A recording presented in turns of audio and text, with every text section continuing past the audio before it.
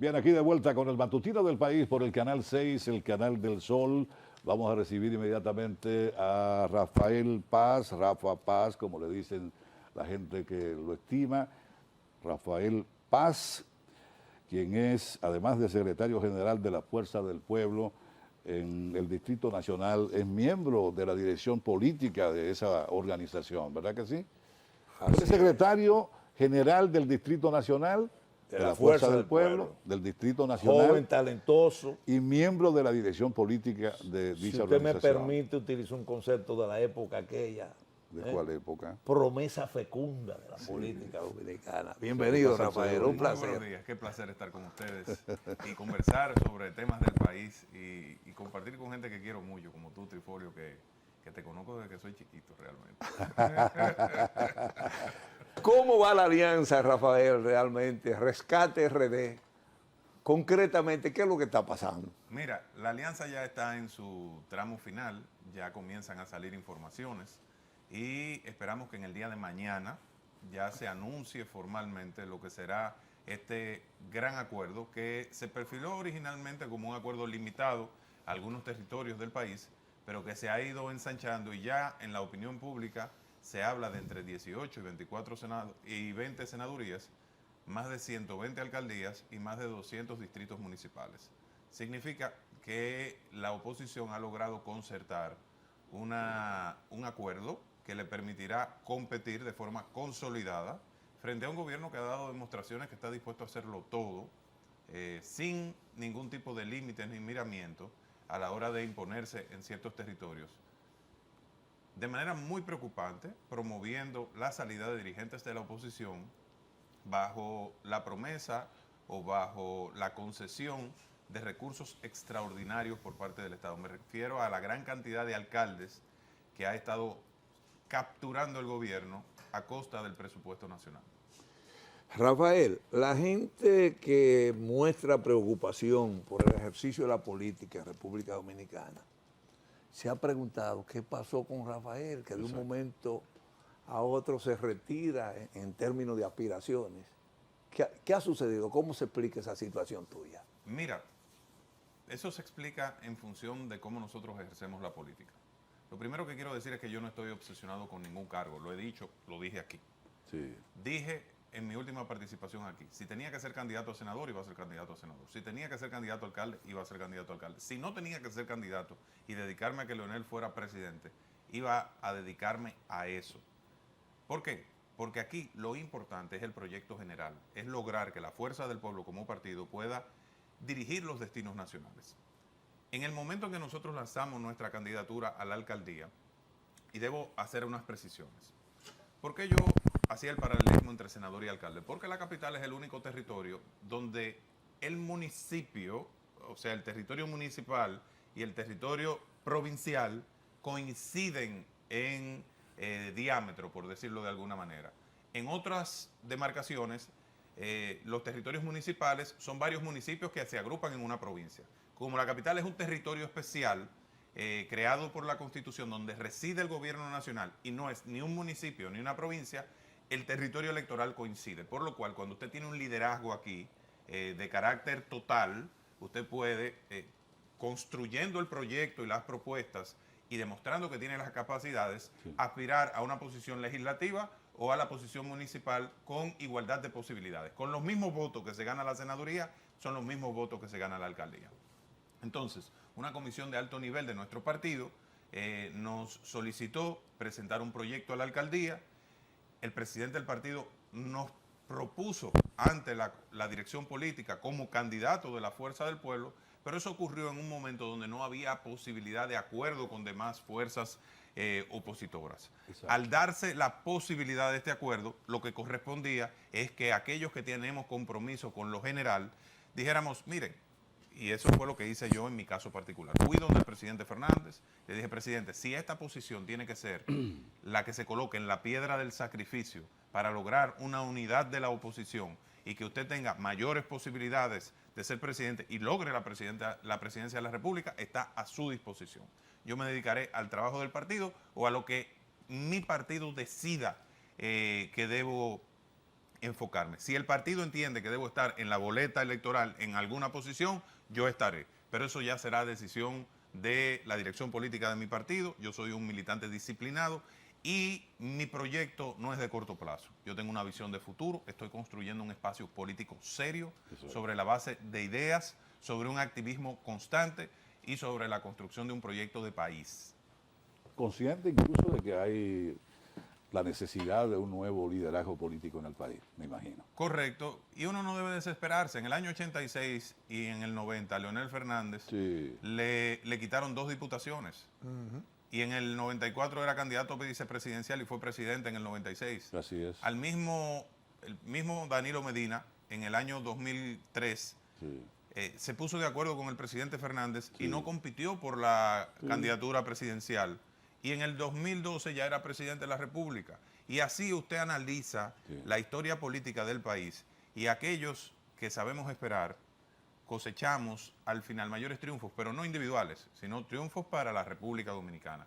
Y yo soy joven, en el año 2044 todavía soy más joven que los candidatos a las principales plazas municipales y senatoriales de este momento, por lo cual no hay desesperación alguna. Nosotros hay que saber esperar. Para trabajar y para servir. Hay que saber esperar, pero por supuesto, Rafael, tu decisión de abandonar la alcaldía del Distrito Nacional supone, por supuesto, un acuerdo entre el PLD, PRD, Fuerza del Pueblo. No ha trascendido aún, a pesar de que se ha especulado con respecto a Domingo Contreras y con respecto a Omar Fernández. ¿Podría especificarnos? Darnos detalles. Darnos detalles. ¿En qué consiste tu renuncia para favorecer, me imagino que a Domingo, que es el otro aspirante del PLD? Todo apunta. Miren, yo debo precisar algunas cosas. Lo primero que debo precisar es que la Fuerza del Pueblo es el principal partido de oposición determinante en la capital. Ahí no hay dudas. La Fuerza del Pueblo se coloca por encima de un 30% en las preferencias electorales. Nosotros, en términos prácticos, dominamos el escenario opositor. Sin embargo, cuando usted tiene una vocación de pactar a nivel general, hay concesiones que deben ser hechas. Nosotros estábamos posicionados como el candidato de mayor preferencia en la oposición del Distrito Nacional para conquistar la alcaldía. Sin embargo, teníamos que tomar decisiones y también teníamos que llegar a acuerdos en distintos puntos del país donde necesitábamos el apoyo del Partido Revolucionario Dominicano, del Partido de la Liberación Dominicano. Y en aras de eso, se ha ido consensuando una fórmula que va bastante avanzada con el compañero Omar Fernández a la senaduría y el muy buen amigo y aliado, con Dios por delante, Domingo Contreras, a la alcaldía. Domingo tiene muchos años construyendo un proyecto a la alcaldía. Esta posiblemente es su oportunidad. Entonces, hay que saber en momentos dar el paso a otro, que se ha ganado con trabajo, con mérito, con esfuerzo, con formación, la simpatía de los especialistas en estos temas, y ya mi momento llegará. Ya llegará. Rafael, yo sé que Dios me abrirá los caminos. Vamos a tratar de hacer un retrato verbal del cuadro electoral de este presente que estamos viviendo. Se compadece con la imagen que ha proyectado la encuesta Gallup. Mira, yo no tengo la vocación de descalificar las encuestas. Las encuestas son instrumentos de trabajo y son fotografías de un momento determinado. Esa encuesta Gallup fue levantada en un periodo de tiempo muy particular. Se levantó la información entre el 25 y el 29 de octubre.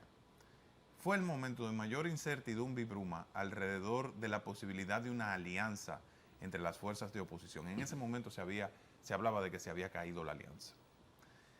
Leonel tenía, por efecto del proceso interno de selección de candidaturas, había salido del escenario por lo menos durante 15 días. Ustedes recuerdan que el presidente Fernández estuvo de viaje, no estaba en el primer plano de los medios de comunicación, etcétera. Eso fue a partir de cuando dijo que iba para Dajabón y después suspendió el viaje. Y entonces fue a Miami a una actividad, a un torneo de golf con Funglode, etcétera. Y es el 31 de octubre que Leonel lanza el primer spot de su campaña con la propuesta del bono para noviembre de 1.500 pesos y el bono para diciembre. Entonces la encuesta se levanta entre el 25 y el 28. Ese momento, que es un momento de bruma para la oposición, con la ausencia del principal líder de la oposición, digamos que es un momento que favorecía en cierta medida al oficialismo. Entonces, todo eso va a cambiar de manera dramática y radical desde el momento mismo en que se anuncia este bloque opositor, y ha comenzado a variar desde el momento en que Leonel salió a las calles y a los medios de comunicación con propuestas estructuradas. Si el gobierno está tan confiado en esos números, que se duerma de ese lado, que se queden ahí durmiendo del lado de la Galo, que se van a sorprender cuando se lo coma el león. ¿Han conciliado ustedes todas las provincias del país o solo se mantienen 20 hasta el momento? Se habla a nivel de senadurías de 18 a 20 provincias. Vamos a esperar lo que finalmente será el acuerdo, porque hay lugares donde hay competencias todavía. Quizá vayan decantando en el tiempo y haya candidatos que se han inscrito por los partidos, pero ante la realidad del avance de la candidatura del partido aliado, entonces quizás tengan que declinar en favor de ese candidato y así asegurar una victoria. Ya veremos, ya veremos. Bueno, como hay tiempo para la inscripción de las candidaturas senatoriales, sí, porque hay tiempo hasta marzo para inscribir esas candidaturas, yo creo que algunos serán proclamados, correrán y en esa fecha ya se determinará si se va separados o se va unidos para asegurar una victoria. O sea que en lo inmediato lo más interesante resulta ser el asunto municipal. Y el asunto municipal y los lugares donde haya acuerdo, porque ya una vez suscrito el acuerdo y el pacto de alianza, se inscriben de inmediato los candidatos.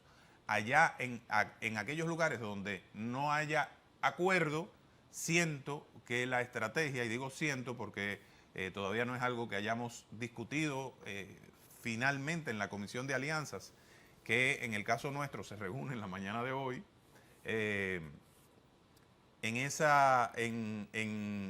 allí se fijarán, digamos, los criterios que se van a utilizar.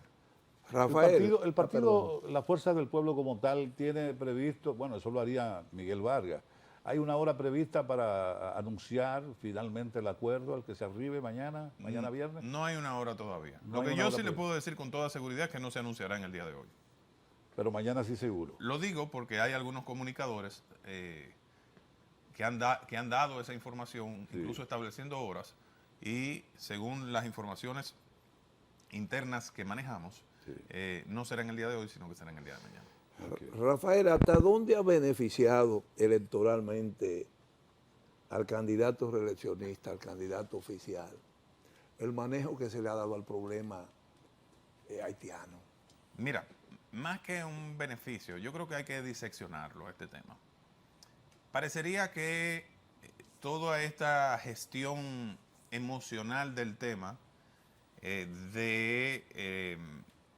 vamos a decir, la firmeza en la movilización de los militares, el cierre, el detener la emisión de visas, cerrar la frontera para la migración y establecer un sistema de control biométrico, digamos que ha sido recibido de manera positiva por la población.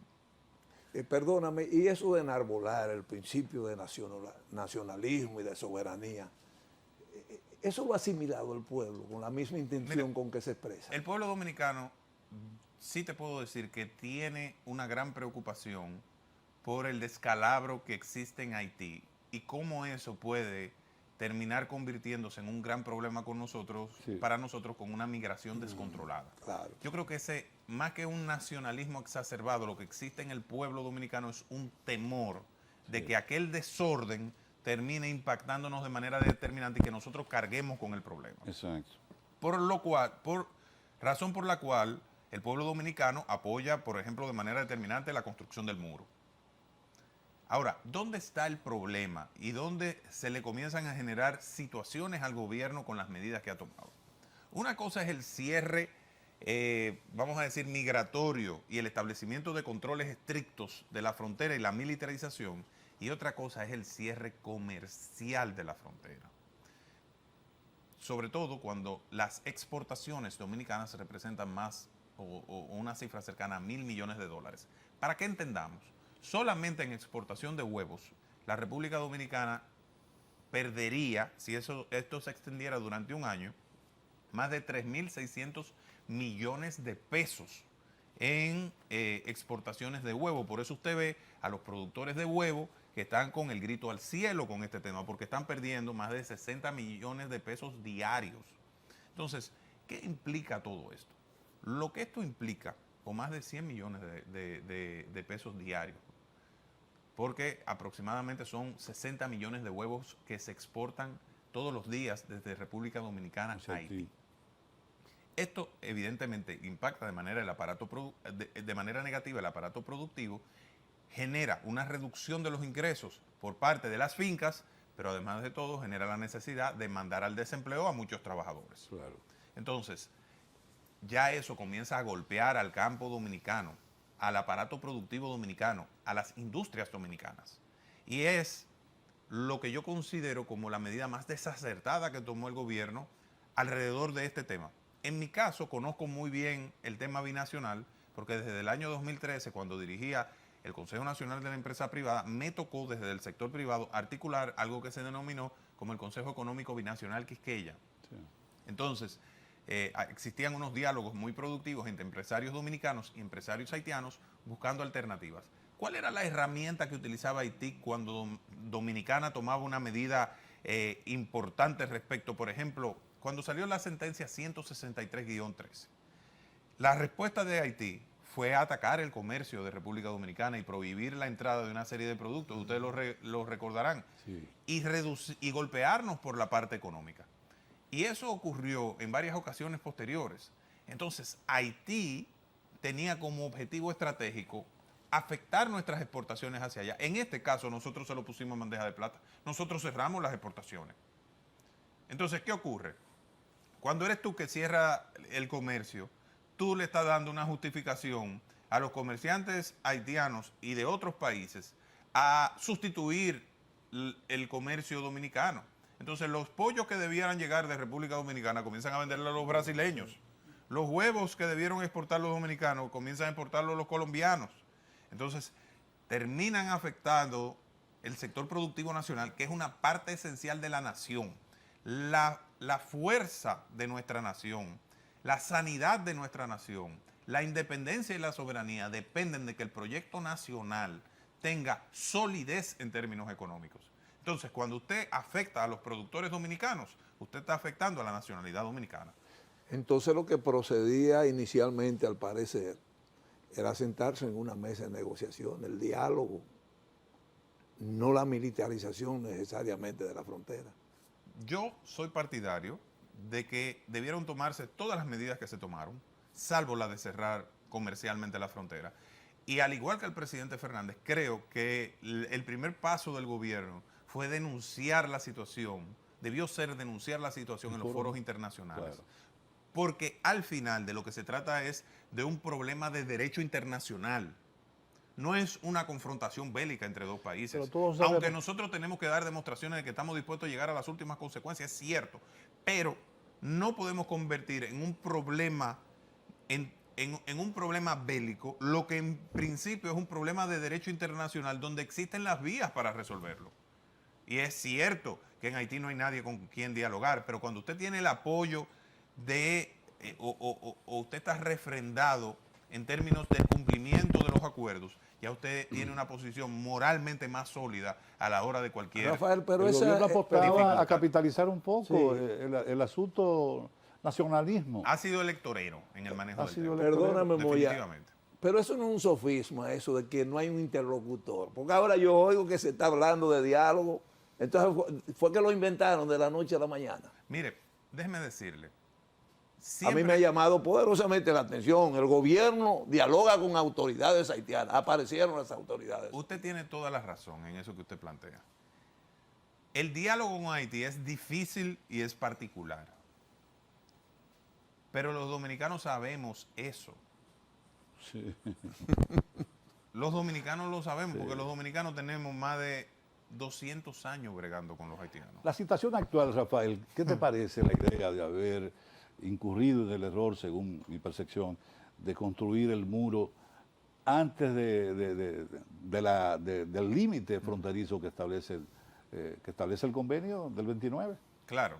Porque eso ha provocado una serie de confusiones que los haitianos están tratando de poseer, de apropiarse de este terreno que pertenece ahora a nosotros, pero que de manera implícita al presidente o al gobierno construir el muro, estamos hablando de 1 millón de metros cuadrados. Se entiende que el vecino definió el límite. Se cree que el vecino, en beneficio de los mismos haitianos, definió ese límite. Sí, yo creo que en términos de derecho internacional los límites están definidos por un tratado. Claro. Sí, Vamos a dividir el asunto entre el plano formal y el plano material.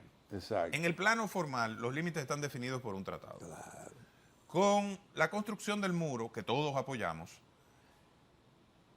creo que se cometió un error en términos de la proyección de cómo gestionar la infraestructura. Se entendía que los bornes, y yo voy a decir bornes, no el otro nombre que ustedes utilizaron, los bornes, Que luce un poco feo, pero es la realidad en materia topográfica. solamente con rehabilitarlos en su diseño original y pintarlos era suficiente para que de aquel lado entendieran que ahí era que terminaba Haití y comenzaba la República Dominicana. De hecho, está establecido con un nombre, ¿eh? Correcto. República Dominicana, República de Haití. Correcto. Pero, obviamente, esos bornes, ante una infraestructura mucho mayor como es la del muro, lo más fácil es hacerse el tonto y decir, ay, yo no lo vi. Exactamente. Y ahí yo creo que aquí que comienza. Entonces, eso ha generado o se le dio pie a que genere confusiones y a que se generen tensiones a partir de ahí. Claro. Yo soy partidario de que se lleve la inversión en infraestructura en la frontera al máximo posible. Es decir, si nosotros tenemos que redefinir el concepto de los bornes eso y hacerlo más grande, pues vamos a hacerlo más grande. Si tenemos que hacer una segunda zanja, más allá del muro, pues vamos a hacer una zanja. O sea, todo lo que tengamos que hacer para definir con claridad la línea fronteriza tenemos que hacerlo. Pero también el gobierno haitiano o lo que quede de gobierno o lo que haya allí tiene que contribuir con eso. ¿Por qué? Porque a ellos no les conviene una situación con la República Dominicana. Y tienen que entender algo también. Esa amenaza de que se va a generar una situación para enviar un cuerpo de paz extranjero, la República Dominicana no le tiene temor a ninguna situación frente a Haití. A nosotros que la comunidad internacional no nos provoque, porque nosotros estamos dispuestos a defender hasta con nuestra sangre la integridad del territorio dominicano y la soberanía de la República Dominicana. Yo creo que eso tiene que quedar lo suficientemente claro. Ahí sí no hay tutía, ahí sí hay unidad nacional plena y ahí sí el gobierno debe evitar la situación de tensión para politizarlo. Ya el asunto está entrando en una situación delicada, donde se requiere mesura y donde esto debe manejarse de manera apropiada, a través de la Cancillería, a través de los estamentos militares de la República Dominicana. Rafael, tú tienes mucha razón en cada uno de los planteamientos que has hecho. Sin embargo, a mí me parece que lo más lógico y certero y conveniente es redefinir la construcción del muro. No creo que haya un kilometraje significativo como para no rehacerlo en el punto que corresponde, que es en el punto de los bornes, eso, o de lo que dice Trifoli. Otros países tienen definido con un vallado menor la zona de amortiguamiento. Pero obviamente eso tendrá un costo. Yo creo que el costo hay que pagarlo. Yo creo que ningún costo es muy alto para nosotros garantizar que el territorio, que la integridad de nuestro territorio sea total. Sea total. Rafael, escuchándote, que tienes mucha razón en una serie de planteamientos que ha formulado acá, me llega una confusión, ¿no? De algo que se ha manejado de manera un poco antojadiza por parte del sector oficial. En lo referente al famoso Pacto de Nación, ¿a qué se debe la no presencia de la Fuerza del Pueblo y de otras organizaciones políticas? Es que ustedes son antinacionalistas, ustedes el patriotismo ya realmente no es parte de su normativa de vida, realmente ustedes se han entregado. Mire, es que usted no puede estar haciendo lo que le da la gana y pactando lo irrelevante. Haciendo lo que le da la gana con lo importante y sentándose a pactar lo irrelevante. Eso fue lo que ocurrió realmente Pero por claro, parte del gobierno. porque el gobierno ha querido manejar la situación bajo un esquema electorero en gran parte, y entonces ha querido utilizar esto de sentarse a dialogar para definir cosas etéreas. No, vamos a definir cómo se gestiona esta crisis, vamos a bajarle el uso electoral al tema, vamos a que sea la Cancillería y el estamento militar que manejen el tema con profesionalidad, y vamos a sacarlo de la agenda de proyección electoral del presidente de la República. Sí. De eso es que se trata. Entonces, sentar a un conjunto de partidos aliados del gobierno en una mesa no es hacer un pacto de nación. Un pacto de nación es usted reunirse con el liderazgo fundamental político del país y acordar de manera, vamos a decir, conjunta cómo gestionar la situación actual. El presidente de la República tiene, además, algunos antecedentes en el manejo de ciertos pactos nacionales. Ustedes recuerdan que con motivo de la crisis del COVID, el presidente visitó a todos los partidos políticos e iba a desarrollar una iniciativa conjunta para la gestión de la pandemia. ¿Y qué hizo al final? Lo utilizó a su favor y abandonó el diálogo con la oposición. ¿Ustedes recuerdan las 10 grandes reformas que convocó el presidente en el Consejo Económico y Social? Claro. ¿Qué ha pasado con eso? ¿Ha habido algún avance? Sí. ¿Se ha logrado algún pacto importante? Lo de la reforma policial se ha intentado, por lo menos. Bueno, pero eso no es el resultado de eso. Eso es una iniciativa independiente del gobierno. Pero los pactos, las 10 grandes reformas que se iban a pactar en el Consejo Económico y Social, ¿dónde están? Okay. ¿Dónde están? Rafael, te voy a invitar adrede a que sea un poco indiscreto. Fíjate, va a venir un cuadro diferente en el orden político electoral tan pronto como ustedes ya definitivamente den a conocer los detalles, ¿verdad?, de la alianza. ¿Cuál será la estrategia a partir de entonces? Ganar. ¿Y cómo?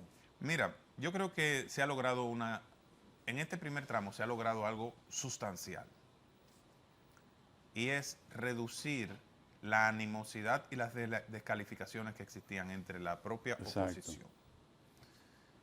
Ya eso es ganancia. Sí. Ahora vamos a definir candidaturas comunes y vamos a empujar todos en una sola dirección. Aquí lo que corresponde en este tramo, primero es definir campañas electorales que conecten con las necesidades más sentidas de una población que en sus sectores más vulnerables ha sido abandonada por el gobierno. Que conecte con las penurias que pasan los ciudadanos cuando se exponen a los servicios públicos deteriorados, a los que debe exponerse en momentos como los actuales. El 911 es un ejemplo de eso. Sí.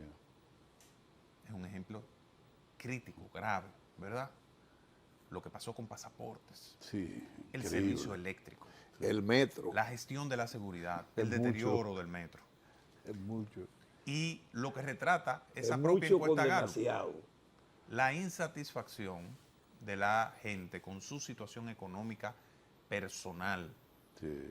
Entonces, la oposición conectará con el pueblo en esas necesidades sentidas. Todavía queda un trecho para la construcción de un acuerdo total y de mayor envergadura. Yo aspiro que ese acuerdo sea con ¿Hasta Leonel cuándo? Hasta Fernández marzo a la tenemos cabeza. para eso. Hasta marzo tienen ustedes las organizaciones políticas para poder concertar una candidatura presidencial. Pienso que sí, en primera vuelta, si la opción es ir separados y consolidarse en una segunda vuelta, porque así lo marca el mercado electoral, bueno, pues eso se hará. Y el acuerdo primario, así lo ha establecido. Lo que yo creo es que ya hemos logrado las bases para un reencuentro de la familia bochista. Lo que sacó al Partido de la Liberación Dominicana y al bochismo en general de la dirección del Estado fue la división. Así es. El PRM se ha empeñado en decir que lo que sacó al bochismo del gobierno fue la corrupción. No, eso es una línea de acción de la campaña de Luis Abinader que se consolidó con su llegada al gobierno y durante la transición ellos acentuaron. Pero lo que sacó realmente al bochismo del gobierno fue la división. Y el bochismo unido nuevamente, trabajando de manera articulada, con dirigentes de mucha experiencia, con candidatos como Leonel, y con una nueva generación empujando, tiene un triunfo garantizado. Estoy convencido de eso. Y saldremos los mejores hombres y mujeres de la oposición a concretar ese triunfo. A pesar de los resultados advertidos en la última encuesta de Galo. Estamos a mucho tiempo de las elecciones. Cuando nosotros pisemos el acelerador ahora, usted va a ver cómo el cepillito del gobierno se queda atrás. Rafael Paz, hiciste alusión de que en la plaza del Distrito Nacional el dominio lo tiene la fuerza del pueblo políticamente, electoralmente. ¿Qué está pasando en el principal municipio del país, Santo Domingo Este, y también Santiago de los Caballeros? ¿Cuál es la realidad que se vive? Mire, yo pienso que hay posibilidades de acuerdo en Santiago. Todavía no está claro lo de Santo Domingo Este. Allí la Fuerza del Pueblo también tiene una mayoría importantísima como partido, aunque el candidato del Partido de la Liberación Dominicana, por ya haber sido candidato en las pasadas elecciones, tiene un posicionamiento interesante. Yo creo que ahí vamos a tener que ver, vamos a ver finalmente cómo queda. No tengo información de último, Eso la es lo última municipal. información. Eso es lo municipal. Y en lo legislativo, el senador de la provincia. Vamos a ver cómo eso avanza. A mí me llama la atención. Eso será parte de las sorpresitas. A mí me llama la atención cómo ustedes siempre hacen referencia a esa realidad, como que me introducen un enigma rarísimo. No sé por qué tanto misterio en esta cosa. El hombre. Lo que pasa es que hay un viejo dicho que popularizó el tatarabuelo de un amigo suyo que se llama Charlie Mariotti. Ese tatarabuelo se llama Ulises Ceró, Lilis. Sí. Por eso que Deli le dice Lilicito, porque él es tataranieto de Lilis. ¿Qué fue? Que nadie se moría en la víspera. Nadie se muere en la víspera. Hay que esperar que se desarrollen los acontecimientos. Porque usted sabe que la política es una cosa tan interesante que en horas cambia un panorama, ¿eh? Así es. Un panorama político cambia en horas. Una acción, una pequeña acción, redefine algo que se entendía que estaba seguro. Entonces hay que esperar que el asunto se anuncie. En política, nada es 100% real hasta que se hace público. ¿Y en Santiago cuál es la realidad entonces? En Santiago, vamos a esperar. Vamos a esperar. Ok. Vamos a esperar. Esperaré, como dice la canción. Legislativa, Rafael, las candidaturas legislativas sí tienen todavía de plazo hasta marzo para la uninominal, porque las plurinominales, las de diputados, tienen que ser sometidas completa la boleta ahora. Ajá. Sí. Oh. Hay que completar las boletas porque hay que comunicar los resultados de los procesos de elección interna y hay que comunicar las reservas. Porque las reservas pueden anunciar e informarse más tarde, pero entonces la boleta queda incompleta en el caso del plurinominal. En el caso de los uninominales sí hay tiempo. Eso es lo que pasa. Ok. Y ya finalmente, Rafael, ¿cuál es tu evaluación con respecto a la alcaldía de Carolina? Carolina es una política decente, es mi amiga. Tenemos una relación cuasi familiar.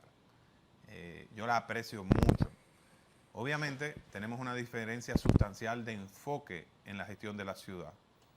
Ella se ha concentrado en el embellecimiento de los parques fundamentalmente y en algunos temas.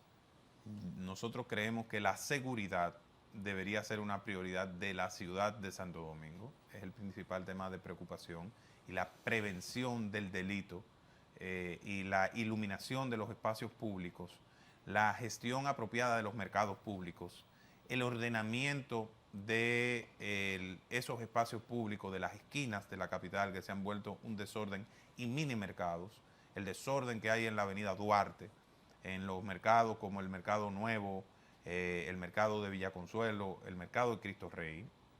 Todo eso debe ser atendido por el ayuntamiento, además de la grave situación ambiental que se genera en la parte, vamos a decir, la capital está dividida fundamentalmente en dos terrenos, en dos tipos de situación. Está esta parte llana de la costa, donde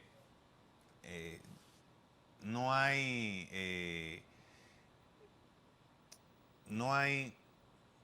una infraestructura o vamos a decir, recursos hídricos, ¿verdad? Está en la parte seca de la ciudad, Sí. pero usted tiene en la circunscripción 2 y 3 2 arroyos, 2 grandes ríos y 38 cañadas. Y eso está altamente contaminado, lleno de basura y genera una situación invivible para muchos ciudadanos. Entonces, todo eso debe ser atendido de manera más eficiente por el ayuntamiento. Parecería que hay una preferencia por los sectores de clase media y media alta y hay una desatención en los sectores más vulnerables. Esas son las quejas que nosotros hemos recogido. Hacia dónde tú vas a dirigir tus principales fuerzas ya ausentándote de la aspiración a la alcaldía? A que el voto en la capital de la alianza resulte en un 75% en la casilla 3 de la Fuerza del Pueblo. ¿Y qué vas a hacer personalmente tú para esos fines y propósitos? Yo soy el secretario general del partido en la capital y me toca coordinar todos los organismos partidarios en esta demarcación. Y en el caso de que mi partido opte por inscribirnos a alguna candidatura, también la asumiremos con muchísimo O sea que tú no has descartado compromiso. terciar en el proceso venidero. Vamos a esperar, vamos a Oh. esperar. Rafael, Hay sorpresitas y sorpresotas. Ok. a manera de conclusión, de cierre de este encuentro interesantísimo, valiosísimo, quizá utilizando una chanza de mal gusto, tengo la información de fuentes confiables que Carolina Mejía, usted conoce lo que son las bolas de San Pedro, ¿no? Ujú. Dice que la está utilizando mucho, porque la variable lluvia le puede aguar, y no es porque caiga mucha agua precisamente, porque moje mucho, la fiesta de seguir en la alcaldía del Distrito Nacional. ¿Qué le parece? La alianza va a ganar la capital. Va a ganar la capital. Yo no quisiera ver un escenario. Carolina debe pensar muy bien esta coyuntura, porque ella tiene un futuro promisorio. Usted Ella vio es lo parte que, del usted relevo vio de la lo que República sucedió Dominicana. ayer en gran parte de la capital dominicana, con un aguacerito. Ujú, ¿Mm? ujú. Entonces hay que rezarle a Santa Bárbara para que, Así es. ¿verdad? ¿Podría afectar una derrota potencial a Carolina en la capital? ¿Podría afectarle su proyección presidencial? Mire, déjeme decirle, en política no se pierde, en política se acumula. Obviamente, en una cultura como la dominicana, el que gana las posiciones lleva un viento a favor de menor plazo, ¿verdad? Pero aquí hay gente que ha perdido elecciones y ha construido grandes victorias posteriormente. Así es. O sea, Luis Abinader perdió como vicepresidente, perdió como presidente y después fue presidente. Sí. Danilo Medina perdió como Sí. candidato presidencial, como precandidato presidencial y después fue presidente. Charly Mariotti en Monteplata perdió 3 veces y fue 3 veces senador y hoy es secretario general del PLD. Sí. En política no se pierde, se acumula. Ahora, Carolina debe pensar muy bien su coyuntura, porque hay un empresario que a mí me enseñó algo que ha sido clave en mi vida y me ha ayudado a tomar ciertas decisiones. No se cae el que empuja, sino el que se deja empujar. Carolina debe de pensar bien si ella se va a dejar empujar a una candidatura que ella no quiere, porque ella no quería repetir como alcaldesa. Sí. Ella quería comenzar a construir su proyecto presidencial. Exacto. Y Luis Abinader la ha convencido, técnicamente digo yo, obligado a ser candidata, a pesar de que Hipólito le había dicho que no fuera candidata, que Sí. su deseo era que ella no corriera por esa posición. Y lo dijo, de hecho. Entonces, ella debe pensar muy bien su coyuntura. Es una persona que yo quiero, que yo aprecio tanto a ella, a su hijo Juan de Jesús, a su papá. Son gente muy queridas nuestras. Entonces, que se lo piense bien, que se lo piense bien. Esa es mi recomendación. Bien, pues muchas gracias a Rafael Paz por habernos acompañado en la mañana de hoy. Hacemos una pequeña pausa comercial y retornamos inmediatamente con nuestro segundo invitado. Mucha suerte y muchos éxitos sobre todo. Gracias. Para adelante, para adelante.